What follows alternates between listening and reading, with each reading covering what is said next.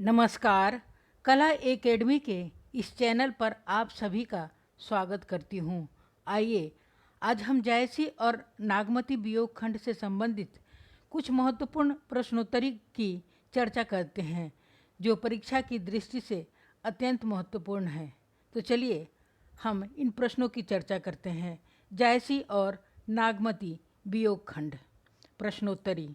पहला प्रश्न है, पद्मावत का सबसे बड़ा सौंदर्य पात्रों के मनोवैज्ञानिक चित्रण में है। यह मान्यता किस विद्वान की है? आचार्य रामचंद्र शुक्ल की, गणपति चंद्र गुप्त की, हजारी प्रसाद द्विवेदी की या राम कुमार वर्मा की? इसका उत्तर होगा डी, राम कुमार वर्मा। दूसरा प्रश्न है, पद्मावत को हिंदी में अपने ढंग की अकेली ट्रेजिक कृति किसने कहा है? डॉक्टर बच्चन सिंह ने, विजय देवनारायण शाही ने, नामवर सिंह ने या मुक्ति बोध ने? इसका उत्तर होगा बी, विजय देवनारायण शाही ने। तीसरा प्रश्न है, डॉक्टर बच्चन सिंह के अनुसार जायसी का समय क्या था? ए 1462 से 1542, 1465 से 1464 से 1542, 1466 से 1542, 1468 से 1542। इसका उत्तर होगा बी, 1464 से 1542 ईस्वी।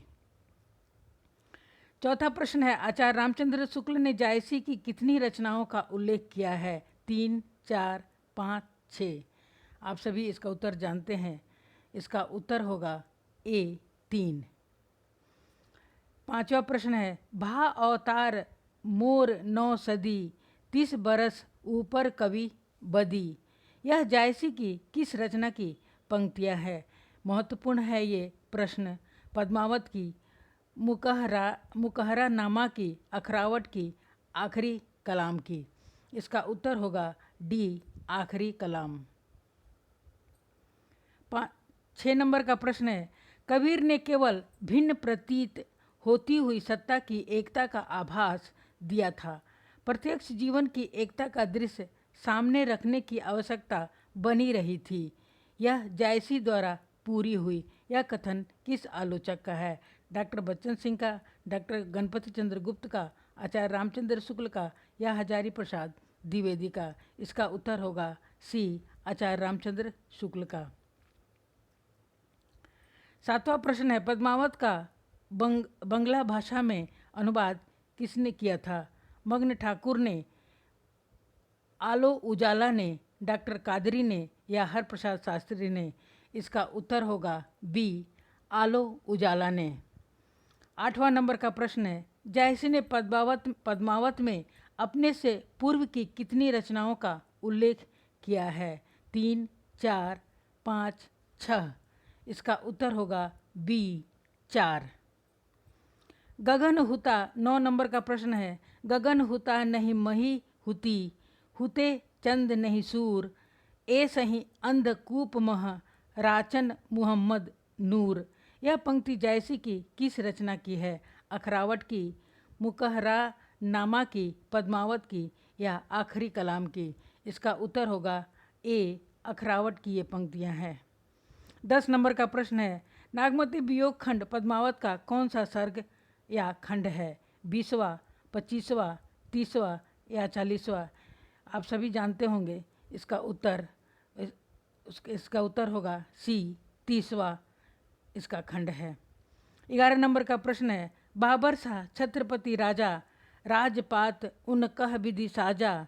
यह जायसी की किस रचना की पंक्तियां है? अखरावट, पद्मावत, खुरवानामा या आखिरी कलाम? इसका उत्तर होगा डी, आखिरी कलाम की ये पंक्ति है। 12 नंबर का प्रश्न है, सन 927 आहा, कथा आरंभ बैन कभी कहा।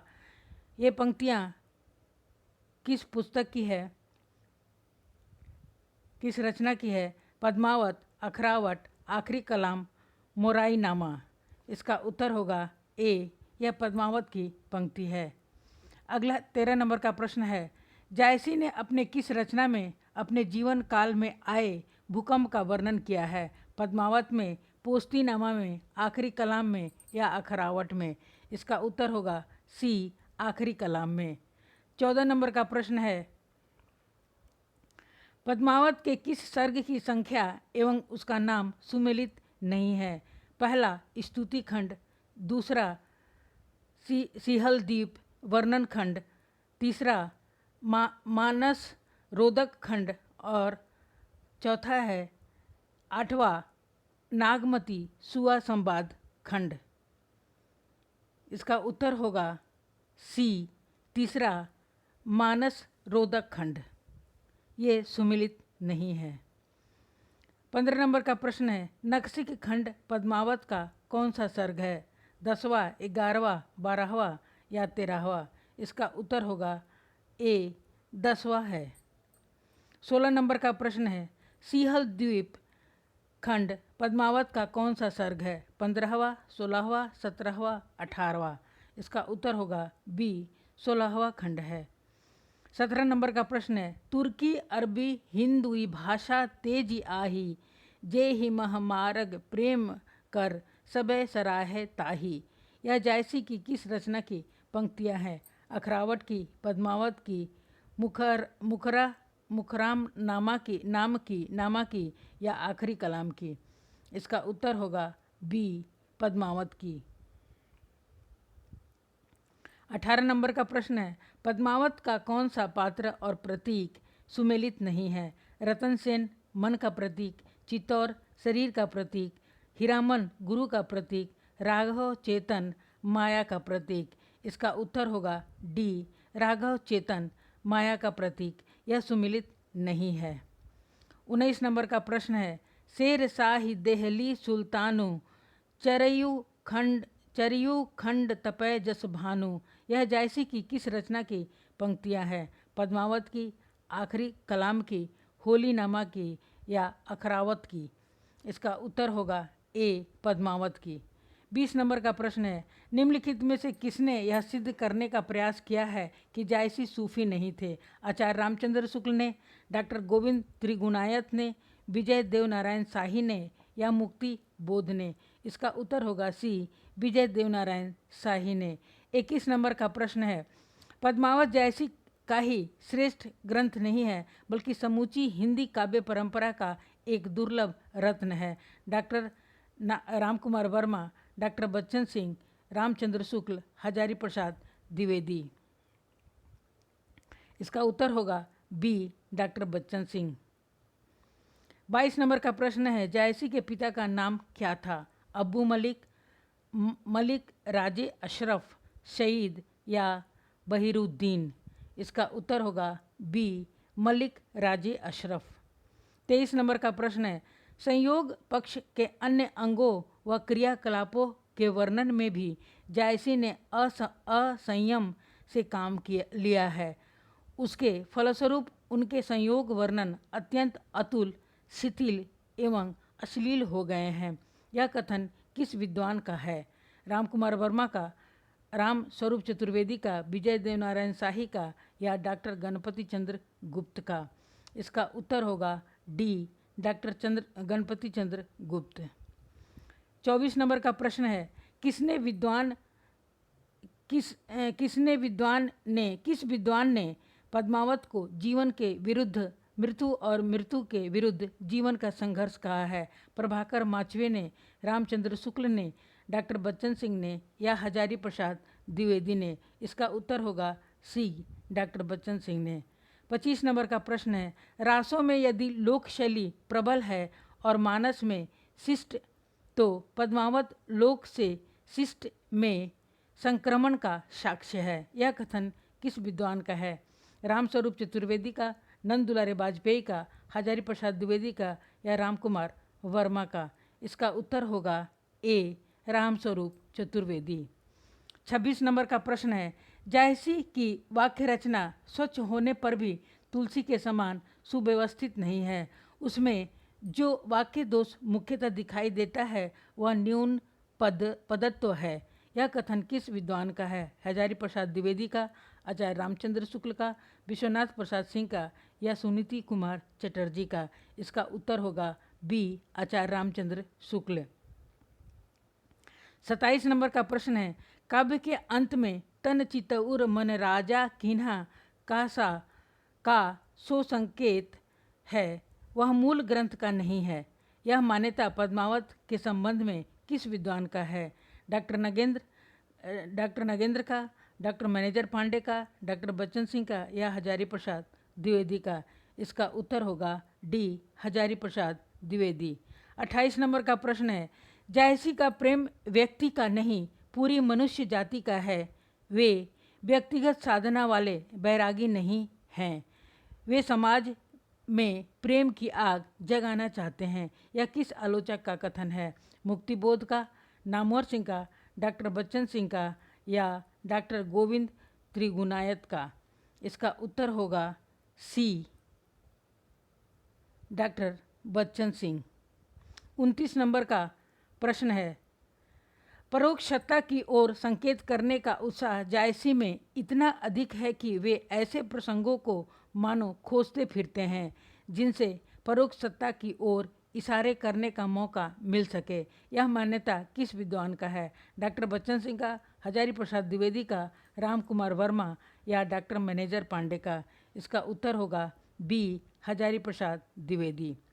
30 नंबर का प्रश्न है, क्या लोक पक्ष में क्या अध्यात्म पक्ष में दोनों ओर उसकी गूढ़ता, गंभीरता और सरसता विलक्षण दिखाई देती है? पद्मावत के संबंध में यह कथन किसका है? आचार्य रामचंद्र शुक्ल का, हजारी प्रसाद द्विवेदी का, राम कुमार वर्मा का या डॉक्टर गणपति चंद्र गुप्त का? इसका उत्तर होगा ए, आचार्य रामचंद्र शुक्ल। 31 नंबर का प्रश्न है, काल होई लेगा पियू, काल होई लेगा पियू, पियू नहीं जात जात बरुजियू। पद्मावत की इन पंक्तियों में नागमती ने किसे काल कहा है? राघव चेतन को, अलाउद्दीन को, तोते को या मृत्यु को? इसका उत्तर होगा सी, तोते को। 32 नंबर का प्रश्न है, नागर काहू नारी बस परा, ते मोर पिए मोसो हारा। नागमती के इस कथन में कौन सा संचारी भाव व्यक्त हुआ है? चिंता का, शंका का, सी, ए और बी दोनों का या असूया का? इसका उत्तर होगा सी, ए और बी दोनों का। 33 नंबर का प्रश्न है, मानथ भोग गोपीचंद भोगी, लई अपसवा जालंधर जोगी। नागमती के अनुसार भोग करते हुए गोपीचंद को कौन अपने साथ लेकर चला गया? मत्स्येंद्रनाथ, गोरखनाथ, चरपटनाथ या जालंधरनाथ? इसका उत्तर होगा डी, जालंधरनाथ।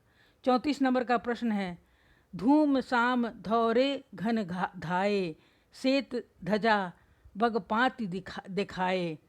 इन पंक्तियों में श्वेत ध्वजा किसे कहा गया है?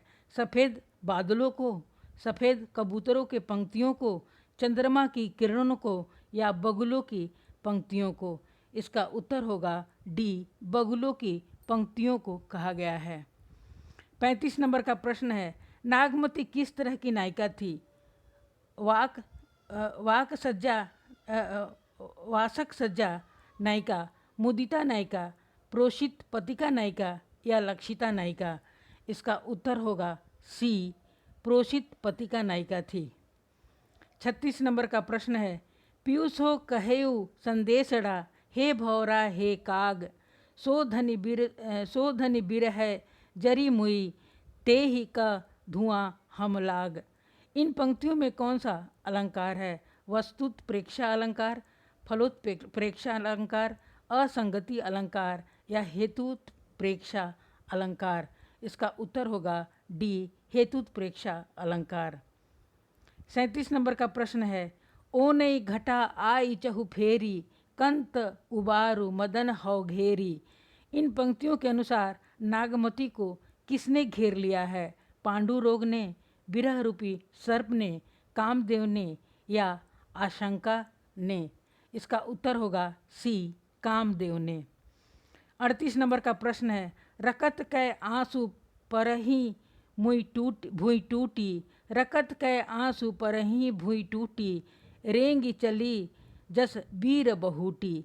नागमती को अपने गिरते हुए आंसू किसके समान प्रतीत हो रहे हैं? मोतियों के समान, लावा के समान, बाढ़ के समान या वीर बहुटियों के समान। इसका उत्तर होगा डी, वीर बहुटियों के समान प्रतीत हो रहे हैं। 39 नंबर का प्रश्न है, लागी लागी भूई लेई, मोहि बिन पीऊ को आदर देई। किस नक्षत्र के लगते ही बिजली चमककर भूमि का स्पर्श करने लगती है? पुष्य नक्षत्र, स्वाति नक्षत्र या पुनर्वसु नक्षत्र या आद्रा नक्षत्र। इसका उत्तर होगा डी, आद्रा नक्षत्र। 40 नंबर का प्रश्न है, लाग पुनर्वसु प्यू न देखा, भई बाउरी कह कंत सुरेखा। इन पंक्तियों में आए सुरेखा शब्द का अर्थ है चतुर, निष्ठुर, भोला या सुंदर। इसका उत्तर होगा ए, चतुर। 41 नंबर का प्रश्न है, चढ़ा असार गगन धन गाजा, साजा बिरह दूंद दल बाजा। आषाढ़ मास लगते ही किसने युद्ध करने के लिए सेना सजा ली है? कामदेव ने, रोग ने, बसंत ने या विरह ने। इसका उत्तर होगा डी, विरह ने। 42 नंबर का प्रश्न है, दूभर अति भारी, कैसे भरो रैनी अधियारी। इन पंक्तियों में नागमती ने किस माह को दुसह और भरी कहा है? श्रावण मास को, भाद्र मास को, माघ को या फाल्गुन को। इसका उत्तर होगा बी, भाद्र मास को। 43 नंबर का प्रश्न है, धनी सुखै भरै भादो। इन पंक्तियों में कौन सा अलंकार है? असंगति अलंकार, विशेषोक्ति अलंकार, प्रतीप अलंकार या व्यतिरेक अलंकार। इसका उत्तर होगा बी, विशेषोक्ति अलंकार। 44 नंबर का प्रश्न है, विरह तन सालय धाय करे चित चूर, बेगी आई पीऊ बाजऊ होई, बेगी आई पीऊ बाजऊ होई सदूर। इन पंक्तियों में नागमती ने विरह को किसके समान बताया है? सिंह के समान, सर्प के समान, कंटक के समान या हाथी के समान। इसका उत्तर होगा डी, हाथी के समान। 45 नंबर का प्रश्न है, तन मन सेज करे अगि दहु, सब कह चंद भयऊ मोही। इस पंक्ति में कार्तिक मास का चंद्रमा नागमती के लिए किसके समान हो गया? बाण के समान, राहु के समान, कंस के समान या रावण के समान। इसका उत्तर होगा बी, राहु के समान। 46 नंबर का प्रश्न है, अबहु निठुर आऊ एहि बारा, परब होई संसारा। इन पंक्तियों में किस त्यौहार के अवसर पर प्रियतम को न आने पर निष्ठुर कहा गया है? होली, दीपावली, बसंत पंचमी या ईद। इसका उत्तर होगा बी, दीपावली। डैश दिवस घटा निसी बाढ़ी, दूभर रैनी जादू किमि गाढ़ी। इन पंक्तियों में किस महीने में दिन घट गया और रात्रि बड़ी हो गई? चैत्र मास में, मार्गशीर्ष में, पौष मास में या माघ मास में। इसका उत्तर होगा बी, मार्गशीर्ष में। 48 नंबर का प्रश्न है, सौर सपेती आवे जूड़ी, जानहु सेज बूढ़ी। नागमती की सेज किसमें डूबी हुई प्रतीत होती है? सागर में, विरह सागर में, हिमालय के बर्फ में या शोक में। इसका उत्तर होगा सी, हिमालय के बर्फ में। 49 नंबर का प्रश्न है, बिरह भयऊ तन जाड़ा, जियत खाई और मुए न छाड़ा। इन पंक्तियों में नागमती ने विरह को क्या बताया है? सर्प, शिकारी, सिंह या बाज। इसका उत्तर होगा डी, बाज। 50 नंबर का प्रश्न है, ए ही माह उपजय रसमूल, तू सौ भौर मोर जोबन फूलू। इन पंक्तियों में रस का मूल किसे कहा गया है? बसंत को, स्मृति को, कामदेव को या प्रेम को। इसका उत्तर होगा सी, कामदेव को। 51 नंबर का प्रश्न है, टप टप बूंद परहि जस, नागमती ने माघ मास में अपनी गिरती हुई आंसुओं की बूंदों को किसके समान बताया है? पाले के समान, ओलों के समान, मोतियों के समान, रक्त के समान। इसका उत्तर होगा बी, ओलों के समान। 52 नंबर का प्रश्न है, चौगुन सिउ जाई नहीं सहा। इन पंक्तियों में नागमती के अनुसार, इस पंक्ति में नागमती के अनुसार किस मास में सहित चौगुना बढ़ गया है? पौष, फाल्गुन, कार्तिक, माघ। इसका उत्तर होगा बी, फाल्गुन मास में। 53 नंबर का प्रश्न है, सूरज जरत हिवंचल ताका। इस पंक्ति के अनुसार किस माह का जलता हुआ सूर्य हिमालय की ओर जाना चाहता है? बैसाख, ज्येष्ठ, चैत्र, आषाढ़। इसका उत्तर होगा ए, बैसाख। 54 नंबर का प्रश्न है, ज्येष्ठ माह में नागमती ने विरह को किसके समान बताया गया है? राहु, कंस, रावण या हनुमान। इसका उत्तर होगा डी, हनुमान के समान। 55 नंबर का प्रश्न है, के ही का सिंगार को पहिरू पटोरा, ग्यू न हार रही होई। विरहावस्था में क्षीण होकर नागमती किसके समान हो गई है? सूखी दूब के समान, डोरी के समान, मुरझाई हुई लता के समान या वृद्ध के समान। इसका उत्तर होगा सी, मुरझाई हुई लता के समान। 56 नंबर का प्रश्न है, सूरज जाई लंका दिशिताप। किस मास में सूरज लंका की दिशा में चला गया है? कार्तिक में, फागुन में, पौष में या आषाढ़ में। इसका उत्तर होगा सी, पौष में। 57 नंबर का प्रश्न है, रक्त पसीज भीज गई चोली।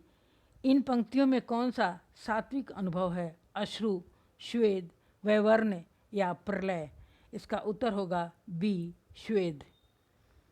58 नंबर का प्रश्न है, बिरह बान तस लाग न डोली। इस पंक्ति में कौन सा संचारी भाव है? मरण, जड़ता, त्रास या विषाद। इसका उत्तर होगा बी, जड़ता। 49 नंबर का प्रश्न है, 59 नंबर का, ये 59 नंबर है। 59 नंबर का प्रश्न है, बीज चमके चहु ओरा, बूंद बाण बरसही घन घोरा। इन पंक्तियों में बिजली को किसके समान बताया गया है? धनुष के समान, गदा के समान, खड़ग के समान या चक्र के समान। इसका उत्तर होगा सी, खड़ग के समान। 60वां नंबर का प्रश्न और यह अंतिम प्रश्न है, जायसी की रचना पद्मावत के संबंध में असत्य कथन कौन सा है? इसकी कहानी का पूर्वार्ध भाग ऐतिहासिक तथा उत्तरार्ध भाग कल्पित है। इसमें साधना के मार्ग, उसकी कठिनाइयों और सिद्धि के स्वरूप आदि की जगह जगह व्यंजना मिलती है। इसकी रचना संस्कृत प्रबंध काव्यों की सर्गबद्ध पद्धति पर नहीं, फारसी की मसनवी शैली पर है। इसका पूर्वार्ध तो एकांत प्रेम मार्ग का ही आभास देता है, पर उत्तरार्ध में लोक पक्ष का भी विधान है। इसका उत्तर होगा ए, ये असत्य है। पहला वाला ए असत्य है। इन सभी 60 प्रश्नों के उत्तर हमने यहाँ लिख दिए हैं, आप सभी मिला लीजिएगा। और ये पढ़ी हुई बहुत बार की पढ़ी हुई पाठ है, तो मुझे लगता है कि आराम से 1-2 बार पढ़ेंगे तो याद हो जाएगा। इसके पहले वाले वीडियो में मैंने इसी टॉपिक से संबंधित आचार्य रामचंद्र शुक्ल की दृष्टि में नागमती वियोग खंड और जायसी डाली है, तो जिन्होंने वो पढ़ लिया होगा, इसमें से बहुत सारे प्रश्न उन्हें मिल जाएंगे। आप लोगों ने इस वीडियो को सुना और देखा, इसके लिए मैं आप सभी का बहुत बहुत धन्यवाद करती हूँ। कृपया वीडियो को लाइक, सब्सक्राइब और शेयर अवश्य करें, ताकि कोई ज़रूरतमंद विद्यार्थी भी इससे लाभान्वित हो सके। धन्यवाद। जय हिंद। देखिए विद्यार्थियों, एक बात कहना चाहती हूँ। शिक्षा प्रदान करने वाले आपको आप इस दुनिया में बहुत गुरु मिलेंगे, लेकिन निस्वार्थ सेवा करने वाले कम। आप इन बातों को अपने ध्यान में अवश्य रखें। मुझे सोशल मीडिया का ज्ञान अधिक नहीं है, फिर भी मुझे जितना ज्ञान है उतना मैं दिल से आप सबकी सेवा करना चाहती हूँ और करूँगी। आगे आप सबकी मर्ज़ी।